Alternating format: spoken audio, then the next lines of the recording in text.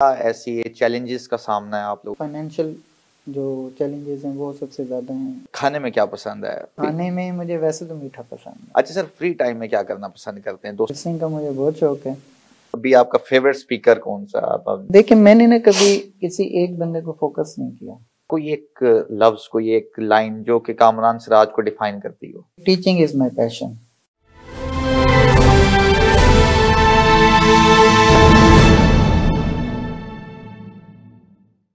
बिस्मिल्लाहिर्रहमानिर्रहीम, अस्सलाम वालेकुम। प्रोग्राम मास्टर क्लास कन्वर्सेशंस के एक नए एपिसोड और एक नए गेस्ट के साथ मैं हूं आपका मेज़बान दानियल हुसैन। नाज़रीन, आज हमने अपने प्रोग्राम में एक ऐसी शख्सियत को मदऊ किया है जिसका तमाम तर जो तजुर्बा है वो एजुकेशन पे है। वो एक एजुकेशनिस्ट हैं और एक बहुत बड़ा इदारा इस रीजन में रन कर रहे हैं, और इस हवाले से आज हम उनसे डिस्कशंस करेंगे कि बच्चों की पढ़ाई के हवाले से क्या क्या चैलेंजेस हैं, हमारे एजुकेशन सिस्टम में क्या फ्लॉज हैं और उनको बेहतर करने के लिए वो क्या तदबीरें इख्तियार कर रहे हैं। और इस तमाम हवालों से आज हम अपने मेहमान से बात करेंगे। आज हमारे साथ स्टूडियो में मौजूद हैं कामरान सिराज साहब। सर अस्सलाम वालेकुम। सर बहुत बहुत शुक्रिया आपकी तशरीफ आवरी का। आपने अपने बिजी स्केड्यूल से फाइनली टाइम निकाल के हमें इस काबिल समझा कि आज आप इस वक्त मौजूद हैं हमारे स्टूडियो में। Sir thank you so much. बहुत शुक्रिया जी आपका बुलाने का। एजुकेशन जो सेक्टर है उसको भी एक मौका देने का कि वो आएँ और अपना पॉइंट ऑफ व्यू भी बिल्कुल देखें जी सर, सेहत के साथ साथ तालीम तो जो है ना बहुत ज़रूरी है, और इसमें जितनी भी चीज़ें हैं उसको हमें हाईलाइट करना चाहिए, और जो जो भी फ्लॉज हैं उस हवाले से आज हम बात करेंगे। सर स्टार्ट करेंगे हम सब की फेवरेट शख्सियत से, क्योंकि आज का प्रोग्राम अगर हम इससे अलावा किसी क्वेश्चन से स्टार्ट करें तो वो मेरे ख्याल में वो मेरे लिए भी ठीक नहीं हुआ, क्योंकि वो हमारे भी टीचर हैं, मैं खुद उनका स्टूडेंट था सर सिराज साहब से। तो सबसे पहले तो हमारी ऑडियंस को एक ब्रीफ इंट्रोडक्शन का आप करवा दें और देन हम आगे स्टार्ट करेंगे। जी अल्हम्दुलिल्लाह जी, मेरे वालिद साहब प्रोफेसर सिराज अहमद मलिक जो कि एक रिनाउंड एजुकेशनिस्ट रहे हैं मुल्तान में, बल्कि पूरे साउथ पंजाब में उनका एक नाम था। तो वो किसी तारुफ के मोहताज तो नहीं है। बिल्कुल। बहरहाल उनके लिए मैं अगर तारीफ में कुछ कहना भी चाहूँ तो अल्फाज कम पड़ जाएंगे। उनके स्टूडेंट्स ही माशाल्लाह उनकी तारीफ है। मैं खुद उनका एक स्टूडेंट हुआ, अदना सा। बिल्कुल ऐसे ही है। उनकी जो टीचिंग टेन्योर था उनका वो तकरीबन कोई 60 इयर्स के ऊपर मुहित था, क्योंकि उन्होंने भी ड्यूरिंग एजुकेशन टीचिंग स्टार्ट कर दी थी। अपनी एजुकेशन भी कंप्लीट कर रहे थे, साथ साथ उनकी टीचिंग भी जारी थी। और उन्होंने बहुत अरसा तकरीबन 36-37 साल जो है गवर्नमेंट सेक्टर में सर्व किया, मुख्तलिफ कॉलेजेस में। बेसिकली ही बिलोंग टू लोधरा डिस्ट्रिक्ट। तो उन्होंने अपनी जो सर्विस का आगाज़ भी तहसील करोड़ पक्का डिग्री कॉलेज करोड़ पक्का से किया था। उसके बाद खानीवाल में रहे, फिर मुल्तान उनका ट्रांसफ़र हुआ। मुल्तान 2-3 स्टेशन पर रहे हैं। तो ज़्यादा टाइम जो उन्होंने यहाँ गुजारा है वो अपना गवर्नमेंट वलायत हुसैन कॉलेज और एजुकेशन कॉलेज मुल्तान में गुजारा।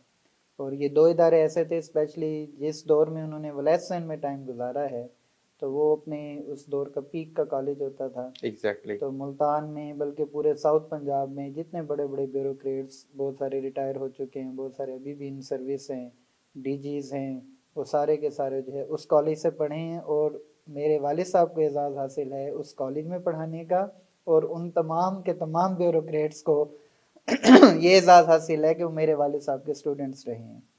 तो इसमें बहुत सारे वाक़यात उनके हमारे सामने आते हैं, कुछ वो भी सुनाया करते थे, कुछ लोग हमसे शेयर करते हैं आके कि वो एक माशाल्लाह एक बहुत, यानी कि आप कह सकते हैं कि एक फुल पैकेज थे टीचर होने का। बिल्कुल ऐसे, उनकी शख्सियत, उनके बोलने का अंदाज, उनके पढ़ाने का स्टाइल।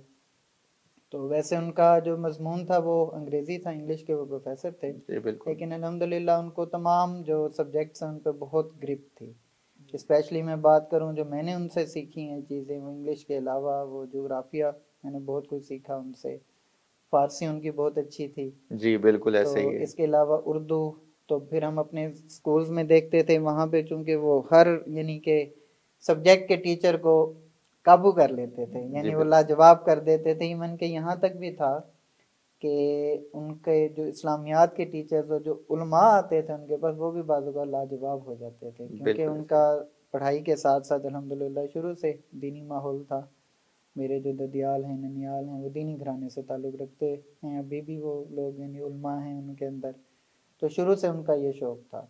तो मेरे वालिद साहब को पढ़ने का शौक़ हुआ, तो उसमें मैं थोड़ी सी स्टोरी आपसे शेयर करूंगा कि मेरे वालिद साहब जहाँ लोधरा के गांव में उनकी पैदाइश हुई थी, तो अक्सर हमें किस्से सुनाते थे कि हम कैसे स्कूल जाया करते थे, नहर आती थी, नहर से जो है ना मेरे कज़न जो है वो साइकिल पे या पैदल दूर से पुल के ज़रिए क्रॉस करते थे, मैं उसको जंप कर जाता था। तो अब उनके यानी डेथ के बाद हम वहाँ गए, उनके कज़नों से भी मिले, सारी साइट्स भी देखी।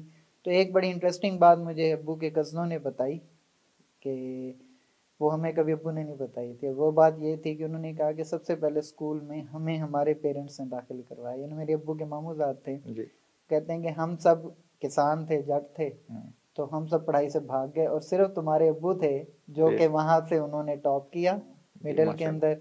फिर उनके गांव में यानी कोई मैट्रिक स्कूल नहीं था, हाई स्कूल नहीं था, फिर मखदूम अली आ गए, मखदूम अली में टॉप किया, लोधरा से टॉप किया उन्होंने, फिर भावलपुर चले गए एससी कॉलेज में, वहाँ पूरे डिवीजन में उन्होंने टॉप किया, क्योंकि उस वक्त एक ही बोर्ड होता था पूरे पंजाब के अंदर, यूनिवर्सिटियाँ भी कम थी, एक ही पंजाब यूनिवर्सिटी होती थी। तो एससी कॉलेज में इंटर और ग्रेजुएशन वहाँ से की, उसमें टॉप किया और फिर चले गए उधर ये पंजाब यूनिवर्सिटी में हमने इंग्लिश में दाखिला लेने।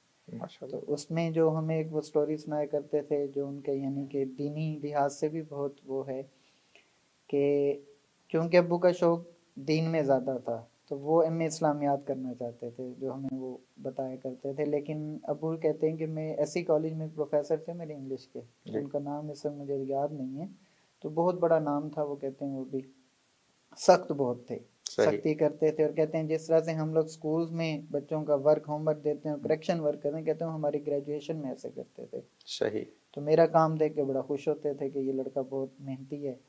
तो उनके रूम जो प्रोफेसर्स को मिला हुआ था उसमें एक लाइब्रेरी थी बड़ी ज़बरदस्त, उसमें नॉवेल्स इंटरनेशनल लेवल के मौजूद थे, वो लिटरेचर के प्रोफेसर थे। कहते उन्होंने ना मुझे एक चाबी दी हुई थी एक्स्ट्रा के, सिराज अहमद जब तुम्हारा दिल करे तुम पढ़ सकते हो, तुम जाओ मेरा रूम खोलो, जो मर्जी बुक उठाओ, यहाँ पढ़नी है यहाँ पढ़ो, घर पढ़नी है घर ले जाओ। तो इतनी मुझे उन्होंने रिलैक्सेशन दी हुई थी। तो कहते हैं हमारा ग्रेजुएशन एंड होने वाला था, पेपर सर पे थे, ऐसे हफ्ता 10 दिन रहते थे, तो वो ना 1 बाय 1 पूछ रहे थे सब स्टूडेंट से कि भाई हाँ जी तुम क्या बनोगे तुम क्या बनोगे। कहते हैं उस सबसे बड़ा जो अचीवमेंट होती थी उस दौर में वही होती थी कि कोई अगर पीटीसी टीचर लग जाए ना, जी बिल्कुल, प्राइमरी टीचर जो है, वो बहुत बड़ी अचीवमेंट होती थी कि ये लड़का हमारा जो है ना पीटीसी टीचर लग गया। कहते मेरे से पहले 8-10 लड़कों के सर ने उन सब इंक्वायर किया, तो सब ने कहा जी पीटीसी टीचर बनना है। मेरी बारी, तो मैंने भी कहा सर मैं भी पीटीसी टीचर बनूंगा, ये बहुत बड़ी अचीवमेंट है। तो कहते हैं कि पहला दिन था कि वो मुझसे नाराज हुए, उन्होंने मेरी कॉपी को ना बकायदा फाड़ के फेंक दिया और उन्होंने कहा ये सब झक मारेंगे। सही। कहते हैं आप पढ़ सकते हैं, आप आगे जाओगे, एमए इंग्लिश करें, एमए इंग्लिश ये बॉन्ड है, जहां जाएंगे तोड़ा लेंगे। बिल्कुल ऐसे ही है, बिल्कुल। तो कहते हैं मैंने अप्लाई किया वहाँ पे मास्टर्स में पंजाब यूनिवर्सिटी, तो मेरा रोल नंबर 1 आया एमए इस्लामियात में और रोल नंबर 2 आया एमए इंग्लिश में। तो इस्लामियात वाले कहते हैं मेरे पीछे पड़ के नहीं जी नहीं आप आए, ये तो पंजाब यूनिवर्सिटी में पूरे पाकिस्तान से लोग आते हैं, तो आपका पहला नंबर है, जी। तो स्कॉलरशिप पे हम आपको एडमिशन देंगे। उन्होंने कहा नहीं, मेरे उस्ताद साहब ने नसीहत की है तो मैंने हमें इंग्लिश ही करना है। बिल्कुल ऐसे। तो कहते हैं मैंने हमें इंग्लिश किया वहाँ से, और उसके बाद फिर सर्विस में आ गए फ़ौरन ही। अभी रिजल्ट वेटिंग थे उस दौर में, चूँकि सीट्स आती थी वो हायर कर लेते जी, थे। बिल्कुल ऐसे। तो करोड़ पक्का में उनकी पोस्टिंग हो गई। तो फिर दीन से भी बहुत रग़बत थी, लगाव था। आखिरी जो 20 साल थे उनके, वो रूहानियत में बहुत माशाल्लाह उन्होंने वर्क किया। इवन के जो उनके डायरेक्ट स्टूडेंट्स रहे कॉलेजेस में, उनकी औलादें जब हमारे पास पढ़ रही हैं, इवन के अब 3rd-4th जनरेशन भी हमारे पास पढ़ रही है, तो वो जब आखिरी उनके 10-20 सालों में जिसकी भी मुलाकात होती थी ना, तो वो ये समझते थे कि हमारे फादर या हमारे ग्रैंडफादर के इस्लामियात के टीचर थे। ऐसे तो मुझसे बच्चे पूछते थे कि सर ये सर सिराज साहब जो हैं ये हमारे पापा के इस्लामियात के टीचर। मैंने कहा नहीं बेटे, इंग्लिश के टीचर। वो उनका गेटअप भी माशाल्लाह, और उनके जो एक स्पेसिफिक उनकी जो एक ड्रेसिंग थी, बिल्कुल वेस्ट कोट शलवार कमीज और वो एक प्रॉपर जो इकबाल कैप, कायद कैप जो है ना वो। और बहुत सारे उन्होंने अपनी लाइफ में यानी कि टर्निंग पॉइंट्स लोगों के लिए लेकर आए। इंग्लिश के बहुत सारे टीचर्स हमारी उनके स्कूल्स में भी पढ़ा रहे हैं, बाहर से लोग, उन्होंने भी उनको देखते हुए तो हुलिया अपना गेटअप और पंजगाना नमाज उन्होंने शुरू कर दी। तो दीन की तरफ बहुत ज़्यादा रग़बत जो है वो उनकी आई। जी माशाल्लाह। नाजरीन, जैसा कि सर कामरान सिराज साहब ने हमारे सबके इस रीजन के जो एक रहबर कह लेंगे हम उनको, और सबसे बेहतरीन टीचर उनके हवाले से आप लोगों को बताया, और आपको सुन के आई एम प्रिटी श्योर कि आपको बहुत अच्छा लगा होगा कि उस दौर में इतनी कम फैसिलिटीज के होते हुए एक बंदा इतनी, और देन स्टार्टअप्स की अगर बात करें तो उस दौर में इन तमाम जॉब्स के बाद जो उनका अपना एक स्टार्टअप है वो एक लाखों लोगों को इस वक्त तक बच्चों को जो है वो तालीम के जेवर से रास्ता कर चुका है। और जैसे सर ने बताया कि एक जनरेशन फिर दूसरी, अब तीसरी जनरेशन भी उसी स्कूल में और उसी तालीमी निज़ाम से गुजर के जा रही है, जो कि एक आप लोगों के लिए ऑनर की बात है। और जो खास तौर पे मैं अगर अपनी बात करूं तो हमारे लिए भी ऑनर की बात है कि हम उसी सिस्टम से होके गुजरे हैं और आज जिस भी मकाम पे बैठे हैं उसमें सिराज साहब की एक बहुत एफर्ट और उनके जो है ना चीज़ें मौजूद हैं। अच्छा सर, बात करेंगे आपके एजुकेशनल करियर पे कि स्टार्ट कैसे हुआ, इंटेंशनली था, नॉन इंटेंशनली था, या पहले से चीज़ें डिफाइन थी, और शौक के हवाले से ये ज़रा हमारे ऑडियंस को बताइएगा। देखें जी, हम माशाल्लाह तमाम यानी कि बहन भाई, हमें एक एजुकेशनल हमने घराने में आँख खोली। जैसे लोग कहते हैं ना कि हम खानदानी लोहार हैं, हम खानदानी सुनार हैं, तो आप कह सकते हैं कि हम खानदानी जो हैं वो एजुकेशनिस्ट हैं। क्योंकि हमने जब आँख खोली, जिस घर में अल्हम्दुलिल्लाह दीनी तालीम भी थी, दुनियावी तालीम भी थी, तो हर लिहाज से हमें गाइडलाइन थी, वो उसमें हमारे फादर की तरफ से थी, नो डाउट। तो जब मैं सबसे छोटा हूँ तो मेरी जो पैदाइश है वो 82 की है। तो मैंने तो जब आँख खोली तो मैंने यूँ समझे कि जब होश संभाला, बेसिकली अगर मैं कहूँ कि होश संभाला, तो मैंने सामने अपने लॉन्ग मैन की डिक्शनरी देखी। बिल्कुल सही है। और वो लॉन्ग मैन की जो इंग्लिश डिक्शनरी थी वो, उसने मेरा साथ मेरी ग्रेजुएशन तक भी दिया। सही। तो वो बुक ही डिक्शनरी थी, वो कॉलेज में यूज़ करते थे, तो उसको पढ़ते पढ़ते जो है ना वो एक शौक़ पैदा होता चला गया मेरा भी इंग्लिश में। लेकिन मेरे वाले साहब का शौक़ था कि मैं साइंस की तरफ आऊँ। सही। तो ये मेरे थोड़ा सा चैलेंजिंग था, खासकर मेरे इंटर के बाद। मैंने इंटर तो की अब्बू के उसमें कहने में, अपना बायोलॉजी के साथ प्री मेडिकल। फिर मेरा एडमिशन भी हुआ, लेकिन वो लाहौर हुआ था मेडिकल में। तो मैं चूँकि लाडला था, मैंने वहीं से अब्बू को फ़ोन किया, मैंने कहा 5 साल नहीं रह सकता। ये एक बहुत बड़ा चैलेंज है। हाँ जी, उन्होंने कहा चलो आ जाओ। फिर खैर मुझे बीएससी कराई मैंने इसमें, बॉटनी ज़ूलॉजी केमिस्ट्री कम्बिनेशन में। सबसे लॉन्गेस्ट हमारा कम्बिनेशन होता था उस वक्त। हमारे 10 पेपर्स थे, थ्योरी के 10 प्रैक्टिकल्स होते थे। 13 हमारे यानी पेपर होते थे, 10 प्रैक्टिकल्स होते थे। तो सबसे लॉन्गेस्ट एंड टफेस्ट आप कह सकते हैं कि कम्बिनेशन था, दिन रात पढ़ना पड़ता था उसमें। फिर मास्टर्स मैंने ज़ूलॉजी में किया। तो टीचिंग मैंने भी अब्बू की तरह यानी कि ड्यूरिंग अपनी स्टूडेंट लाइफ ही स्टार्ट कर दी थी। तो अल्हम्दुलिल्लाह मुझे 20 इयर्स होने को हैं, इसी 24 में, तो सितंबर 2004 में मैंने यानी कि पढ़ाना शुरू कर दिया था, when I was result awaiting student of FSc. तो मेरे फादर जो हैं वो अपने दोस्तों के साथ, वो भी प्रोफेसर्स का ग्रुप था, उम्रे पे जा रहे थे। तो उन्होंने कहा कि भाई तुम फारिग नहीं रहना। तो उस वक्त में नया नया उन दिनों में आया था कि 8th के अंदर प्री 9 पढ़ाई जाती थी। 8th क्लास को बायोकेमिस्ट्री, आपने भी उसी दौर से गुजरे हुए हैं, उससे पहले की 3-4 साल पहले की बात है। तो अब्बू ने कहा आपने पढ़ाना है, टीचिंग करनी है। तो मैं जब स्कूल गया, मेरे बड़े भाई खालिद सराज साहब जी, वो प्रिंसिपल थे वहाँ पे। मेरी अपनी एजुकेशन भी नुफेस की है। तो मेरे यानी कि मैट्रिक के जो आखिरी 2-3 मंथ्स थे, उस वक्त खालिद साहब ने प्रिंसिपलशिप संभाली थी।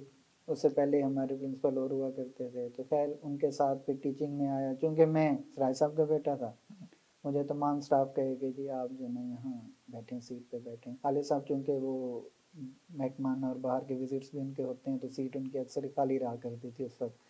सर आप बैठें, सर आप बैठें। मैंने कहा नहीं, मैं पढ़ाने आया हूँ, मुझे वाले साहब ने पढ़ाने भेजा है। जब तक मुझे वहाँ से ऑर्डर नहीं आएगा मैंने कुर्सी पे नहीं बैठ। बिल्कुल, ये बहुत अच्छी बात है। तो अल्हम्दुलिल्लाह मैंने पढ़ाया। इस वक्त बहुत सारे नाम जो हमारे पोजीशन होल्डर्स हैं आप भी जानते होंगे, जिनमें डॉक्टर आसिफ कमर राना है, डॉक्टर यासिर कमर राना है, आसिफ के बड़े भाई काशिफ कमर राना, वो भी मेरे साथ थ्रू आउट नुकेज़ इन क्लास फेलो रहे हैं। तो वो इस वक्त रियल स्टेट में एक वो भी नाम है मुल्तान में। लेकिन आसिफ कमर जो है उन्होंने मिनिस्टर से MBBS किया। यासिर कमर ने मैट्रिक में हमारे यहाँ पहली पोजीशन भी हासिल की, अब वो स्पेशलाइजेशन भी कर चुका है बच्चा। तो ये दोनों बच्चे मेरे दोस्त के भाई भी हैं छोटे, मेरे स्टूडेंट भी हैं। बेसिकली ये आपकी एक अचीवमेंट है बिल्कुल इदारे की, और जहाँ से बेसिकली नुखेस पब्लिक स्कूल जो है ना वो एक इस्टेब्लिश हुआ। सर बात करेंगे एजुकेशन की, क्योंकि आप खुद एक एजुकेशनिस्ट घराने से ताल्लुक़ रखते हैं, और मेरे ख्याल में आपके घर में तो बात ही इसके अलावा शायद कोई और नहीं होती होगी। तो क्या समझते हैं एजुकेशन में इस वक्त क्या ऐसी चैलेंजेस का सामना है आप लोगों को, या कौन सी ऐसी चीज़ें हैं जिनको हमें बेहतर करना चाहिए?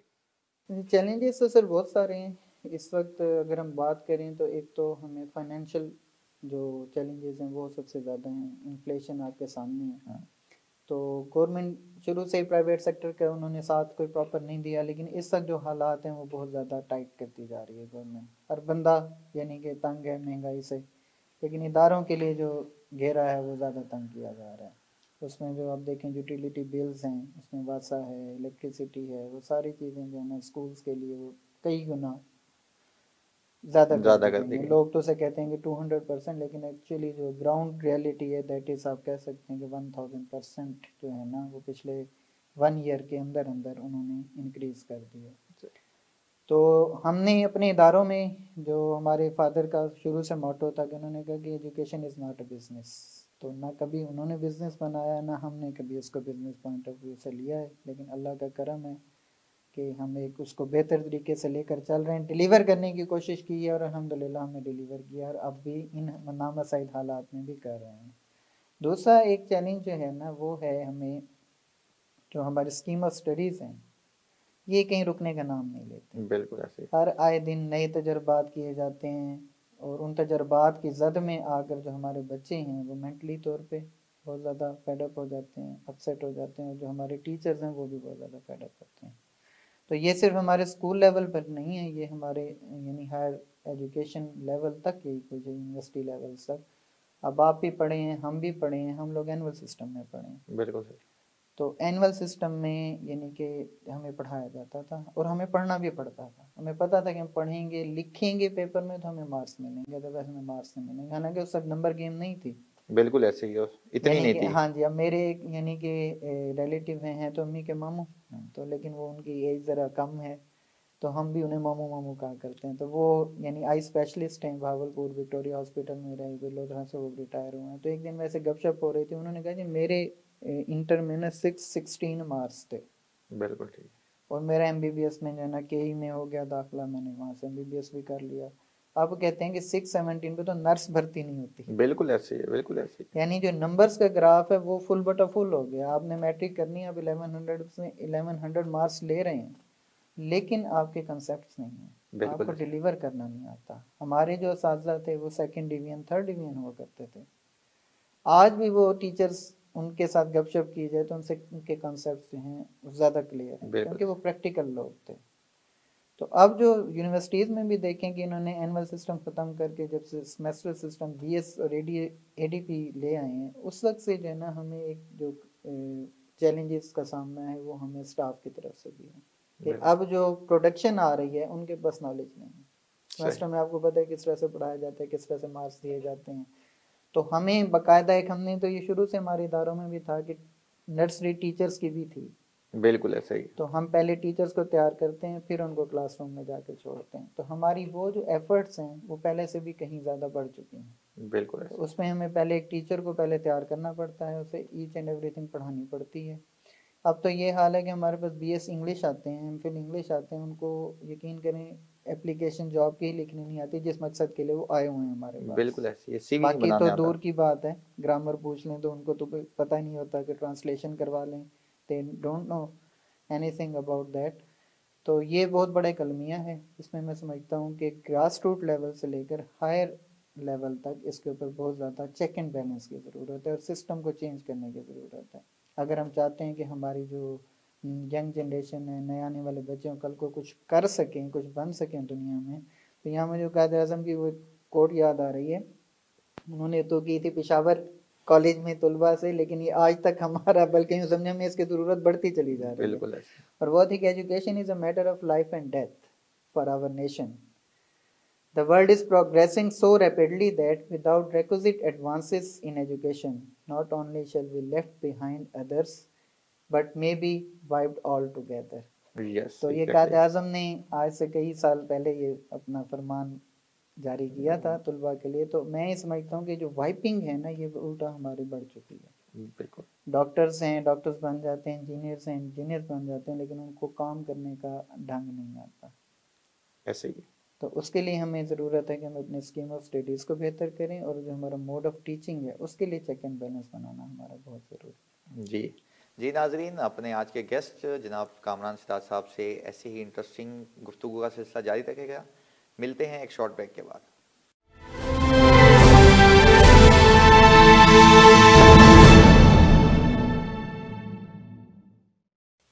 जी वेलकम बैक। अब हम अपने लाइट क्वेश्चन सेगमेंट का आगाज़ करेंगे अपने आज के मेहमान सर कामरान सिराज से। सर, खाने में क्या पसंद है, देसी फूड या फिर ज़रा वलायती टाइप ही? खाने में मुझे वैसे तो मीठा पसंद है। मीठा पसंद है, माशाल्लाह। वो ऐसे आपकी आवाज़ भी सर जैसी है ना, वो लगता है कि आपको मीठा पसंद होगा। हाँ जी, मीठा पसंद है। उसके अलावा फिर बारबेक्यू। मीठे में क्या चीज़ पसंद है?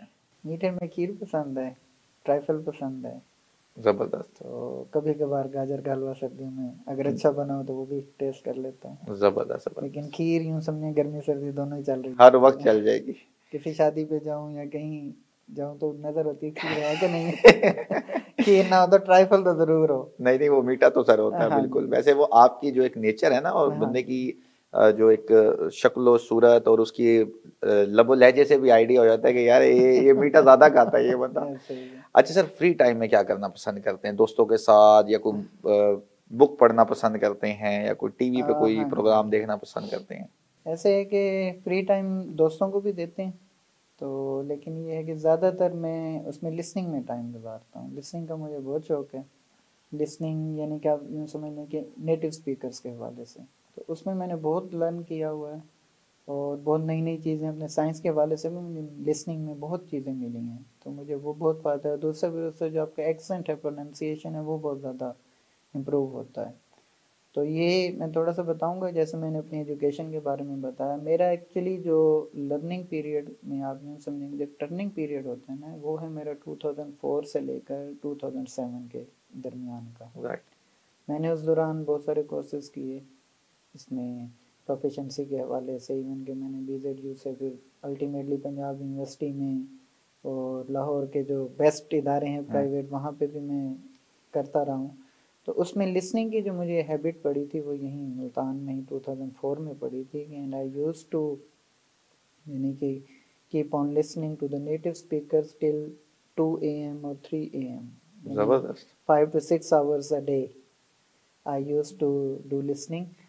तो उसमें मैंने बहुत ज़्यादा लर्न किया। अब भी मेरी कोशिश होती है मैं अपने मोबाइल में या किसी और यानी कि आप गैजेट्स के अंदर, मेरे पास ऑलरेडी मेरी इवन के गाड़ी में भी लोगों ने तो सॉन्ग्स रखे होते हैं वीडियो, तो मेरे वहाँ पे जो ना स्ट्रीमलाइन इंग्लिश और यूपी की बहुत अच्छी सीरीज से अमेरिकन इंग्लिश की, तो मेरी गाड़ी में वो वीडियो और ऑडियो के सब मौजूद है। मैं जब कभी लॉन्ग ड्राइव पे भी हूँ तो सॉन्ग्स के साथ साथ वो भी मैं लगा लेता हूँ। सर तो अभी आपका फेवरेट स्पीकर कौन सा? आप लिसन करते हैं बहुत सी चीज़ों को, तो किसको आप रेट करते हैं? देखिए, मैंने ना कभी किसी एक बंदे को फोकस नहीं किया।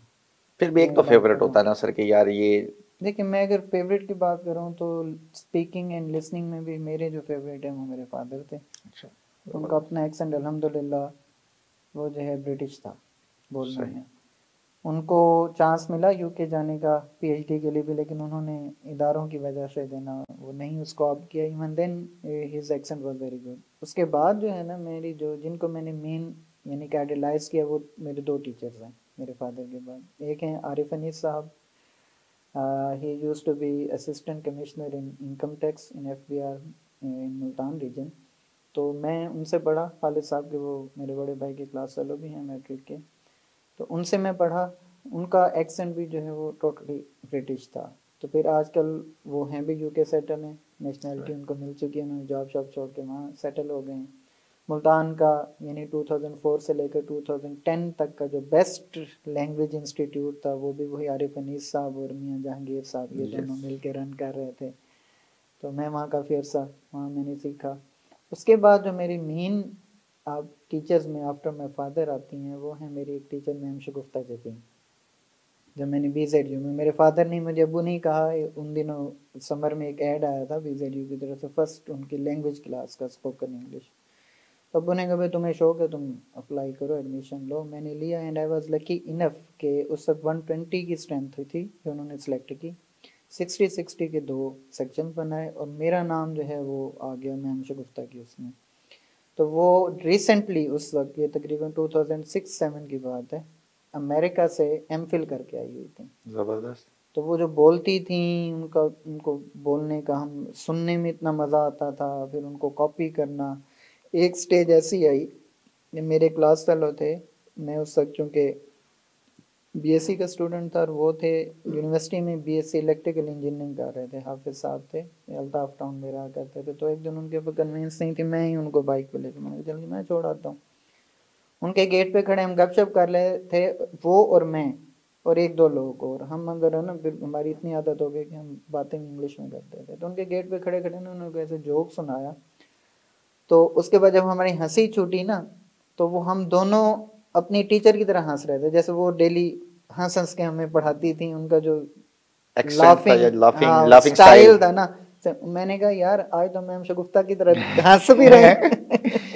तो यानी इस हद तक उनको आइडियलाइज मैंने किया हुआ था कि वो, यानी कि हर वक्त उनकी जो स्पीकिंग है वो मेरे दिमाग में में जो घूमती रहती थी। मैं उनको कॉपी करता रहता कि मैडम ने ये लफ्ज कैसे बोला, मैडम ने, अब्बू ने ये कैसे बोला। इन दो लोगों को मैं समझता हूँ कि मैंने देखें, ज्यादा ये एक आइडियलाइज किया है। अच्छे अच्छे हाँ एक जी, टीचर की भी निशानी है और अच्छे एक स्टूडेंट बिल्कुल की भी बिल्कुल ये ऐसे चीज ही निशानदेही करती है कि ऐसे किस ही तरह एक टीचर अपने स्टूडेंट पे छाप छोड़ता है और फिर उस बिल्कुल ऐसे स्टूडेंट ही उसको किस तरीके से कैरी करता है और अपने बिल्कुल ऊपर उसको इम्प्लीमेंट बिल्कुल करता ऐसे है। ही। तो ये बड़ी अच्छी हाँ बात जी। की। अच्छा सर, कोई एक लफ्ज, कोई एक लाइन जो कि कामरान सिराज को डिफाइन करती हो। लेकिन जी मैं खुद तो नहीं कह सकता, ये बात मेरे स्टूडेंट से आपको बेहतर बता सकते हैं नहीं, देखे मेरे ना, बारे में। बंदे को खुद भी आइडिया होता है ना कि यार हाँ, मेरी अपने नेचर बारे ऐसा। में अगर मैं कहूँ तो ये मैं ज़रूर कहूँगा कि टीचिंग इज़ माई पैशन। इसमें मैं एक आपको वाकया सुनाता हूँ कि मेरे फादर के ही स्टूडेंट भी थे, कुलीग भी थे, एज में मेरे फादर से बड़े थे, एंड अल्हम्दुलिल्लाह स्टिल ही इज़ अलाइव। तो उनका यूँ था किस्सा कि उन्होंने किया हुआ था आलिम कोर्स। सही। तो उस वक्त उनकी आई सीटें जो ना इस्लामियात के लिए प्रोफेसर की, उनके उस बेस पे सिलेक्ट हो गई। लेकिन उनको शौक था बीए भी करूँ मैं, सही। एफए भी करूँ, बीए भी करूँ। एफए हो गया, बीए भी, बाकी सब्जेक्ट क्लियर हो गए, तो उनके ना इंग्लिश नहीं क्लियर होती थी। सही। तो वो, उस दौर में मेरे फादर के बारे में कहा जाता था कि जिसने सिराज साहब को देख लिया ना, उसकी बीए की इंग्लिश वैसे ही पास हो जाए। यानी बिल्कुल जिसकी ऐसे। इंग्लिश पास नहीं होती, जाके सर सिराज को एक दफा देख आए। ये वाकई मशहूर था हाँ ये, वो जी, वो ये। एक दफा देखा है तो इंग्लिश पास हो जाएगी। तो वो भी आए उनके पास, उन्होंने कहा कि सर मैंने ना सराइके में सर मेरे सारे सब्जेक्ट पास हैं, एक अंग्रेजी नहीं थी, नहीं तो कुछ करो। हाँ, मैं सुने तो आपको डेग गिनो तो बंदा पास ही मिले। ठीक अबू है। हंस पड़े, उन्होंने कहा ठीक है जी, ये मेरा स्केड्यूल है, रात को मैं यानी कि 10 बजे मैं फ्री होता हूँ, मैं आपको टाइम दूंगा। तो मेरी जो बड़ी सिस्टर हैं सबसे, वो सब छोड़, मैं तो भी पैदा ही नहीं हुआ था तब की बात है, तो ये वाकयात सुने हैं अबू से। तो उन्होंने कहा जी आप 9 बजे आ जाएं, 9 से 10 तक मेरी बड़ी सिस्टर और खालिद साहब को, उनको आप 1 घंटा कुरान पाक पढ़ाएं और उसके बाद 10 बजे मेरे पास बैठ जाएं इंग्लिश लेके। बिल्कुल तो ठीक फिर है। वो जो टाइम लेट नाइट जब तक होता था वो पढ़ाते थे, तो उन्होंने इंग्लिश की, वो उनकी इंग्लिश पहले ही अटेम्प्ट में माशाल्लाह। निकल गई। निकल गई। तो ये चीज़ है कि मैं भी इस चीज़ को ना, टीचिंग इज़ माई पैशन। तो मुश्ताक साहब उनका नाम है, मेरे मुंह से निकल ही गया है। तो जब मैंने 2004 में स्कूल ज्वाइन किया अपना ही एज अ टीचर, और फिर आहिस्ता आहिस्ता मैनेजमेंट में आया, इतना पैशनेट था कि वो संडे को मिलने आए अब्बू से, तो मैं चाय लेकर गया, तो उन्होंने कहा सराइकी में, कामरान तू तो आज ही बेचैन हो सही, क्या छुट्टी क्यों आ गई है। यानी बिल्कुल इस ऐसे। हद तक मैं लेट नाइट बैठना भी, मैंने आसिफ कमर राना की बात आपको की है, आसिफ कमर राना और ये 2-3 लड़के होते थे, इनको मैं छुट्टी के बाद बिठाता था, समर में इनको 1 घंटे का टाइम देता था, जाएं आप घर से लंच वंच करके आए, फिर हम इवनिंग तक बैठ के, क्योंकि उस वक्त ऐसा था कि 2004 में 2 और 3 में मैंने इंटर पढ़ा, 4 में 9th और 10th का सिलेबस चेंज हुआ था, और सेम उन्होंने वही चीज़ें दी जो हमने फर्स्ट ईयर और सेकंड ईयर में पढ़ी थी। मेरा फ्रेश पढ़ा था नॉलेज, बिल्कुल सेम बिल्कुल। टॉपिक्स के सीक्वेंस भी वही था। मैंने इनको बैठ के पढ़ाना शुरू, इनको नोट्स बनवाने शुरू कर दिए, जबरदस्त। क्योंकि जो उस तक के मास्टर्स खड़े थे, ग्रेजुएट टीचर्स खड़े थे, उन्होंने ओल्ड कोर्स पढ़ा हुआ था, तो उनके माइंड में चीज़ें भी इतनी ज़्यादा फ्रेश नहीं थी, उनको थोड़ा टाइम लगा।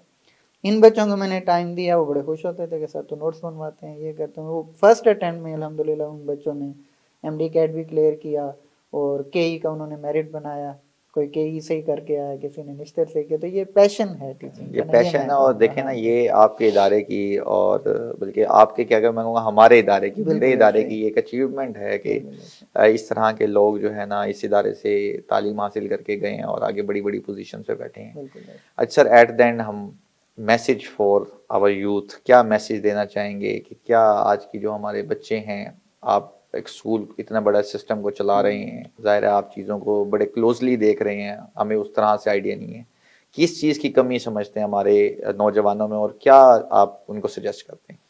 सर देखें, नौजवानों के लिए मैसेज यही है कि तालीम जैसा जेवर है इसका कोई अल्टरनेट नहीं है। बेशक आप जो मर्जी आपके लाइफ के टारगेट्स हैं, आपके गोल्स हैं, आप उन्हें ज़रूर अचीव करें, उनके पीछे भागें, लेकिन तालीम पे कंप्रोमाइज़, एजुकेशन पे कंप्रोमाइज़ नहीं करना।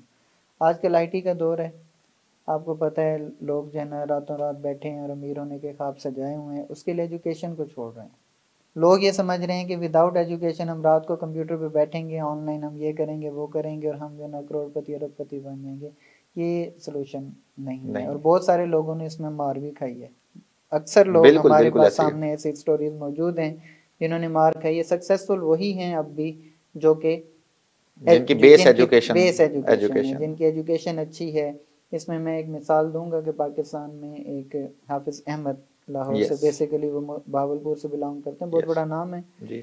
तो वो भी एमए इस्लामियात हैं, उन्होंने यूके में भी टाइम गुजारा, बाहर मुल्कों में भी जॉब शॉप की, लेकिन वो बंदा पढ़ा लिखा बंदा जब एक इस चीज़ में आता है, किसी भी चीज़ में हाथ डालेंगे, कहते हैं कि मट्टी में हाथ डालेंगे वो सोना हो जाएगा। तो वो कायद आज़म ने जैसे कहे, education is a matter of life and death for us.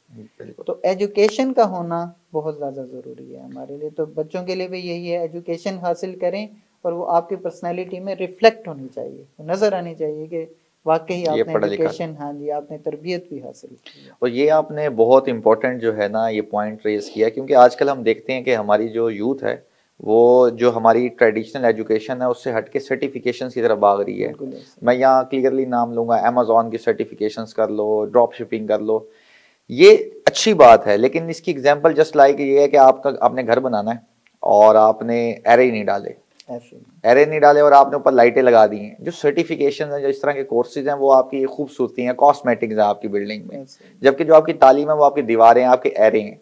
अगर वो स्ट्रॉन्ग नहीं है तो ऊपर आप कारपेट बिछाएं, ऊपर आप अच्छी अच्छी लाइटें लगाएं या ऊपर वॉलपेपर्स लगाएं, उनका कोई फायदा नहीं है।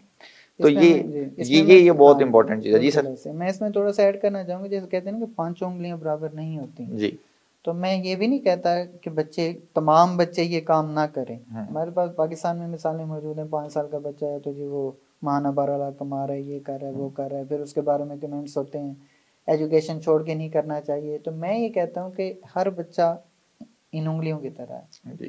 कोई बड़ी उंगली है वो ज्यादा काम कर सकती है, तो बच्चे को सबसे पहले अपना कैलिबर देखना है कि मेरे अंदर पोटेंशियल क्या है। बिल्कुल ऐसे ही। अगर आप स्टडी के साथ कंटिन्यू कर सकते हैं, कैरी ऑन कर सकते हैं, तो फिर उतनी अमाउंट में आप ये काम भी करें। इसके लिए मैं ये नहीं कहता कि बिल्कुल ना करें। हाँ, अगर आप में कैपेसिटी नहीं है अभी, then you just have to focus on your studies. फिर आप पहले स्टडीज, तालीम करें, इन चीज़ों को भी आप माइंड में रखें, आपके गोल्स में होने चाहिए, बट आफ्टर योर स्टडी। जैसे वो हमारे एक्स आर्मी चीफ थे परवेज मुशर्रफ साहब, कहते हैं पहले सबसे पहले पाकिस्तान, तो सबसे पहले जो है ना वो आपकी तालीम है, और उसके बाद आप इस तरह की जो सर्टिफिकेशन है आप अपनी जो है ना कॉस्मेटिक्स ऐड करें, और इस तरह की जाहिर है ये वक्त के साथ हमें इसको करना चाहिए और बहुत अच्छी चीज़ें हैं, but first focus on your education.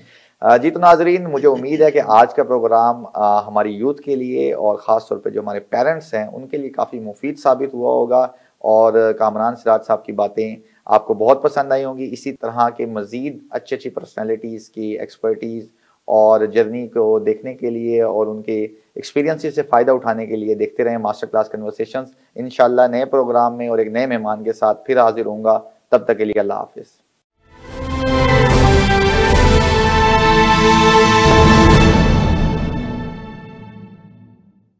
यहाँ पर हमें मुख्तलिफ डिपार्टमेंट होते हैं, पैकर्स, कैशियर्स, सेल्समैन वगैरह इसमें आ जाते हैं। तो हर किसी का अपना डिपार्ट है, अपने डिपार्ट में रह के। आपका कौन सा डिपार्ट है? मेरा डिपार्ट है कैशियर, मैं कैशियर हूँ। नाजरीन, इस जगह पे हमें 2 कैशियर मिल चुके हैं और उन्होंने एक बहुत मज़े की बात बताई है, अच्छी बात बताई है कि यहाँ पे हर किसी का अपना डिपार्टमेंट होता है और अपने काम से काम रखते हैं, लेकिन यहाँ पे जो लोग हैं वो अपने काम से काम नहीं रखते। इनके जो साथी हैं वो बियॉन्ड द कैमरा ठहर के इन पे हंस रहे हैं, शायद इस वजह से ये थोड़ा सा घबरा रहे हैं। अच्छा मोहम्मद अनस, ये बताएं कि आपको 5 माह हुए हैं यहाँ पे, स्टाफ का कैसा रवैया है आपके साथ? जी अल्हम्दुलिल्लाह, हर स्टाफ के साथ बना के रखी हुई है, सारे भाई हैं, ठीक है। जितने भी फीमेल स्टाफ हैं वो भी बहनें जैसी हैं, खुल के ऐसा मजाक होता है यहाँ पर, और एक दूसरे के अदब से रहते हैं, और सीनियर्स की इज्जत होती है। जो मिस्टेक हो जाती है एक दूसरे को सीखने को मिलता है यहाँ। अच्छी बात है कि सीनियर्स का अदब होता है, मिस्टेक हो जाती है तो सीखने को मिलता है। अब हम आपसे कुछ सवाल करें।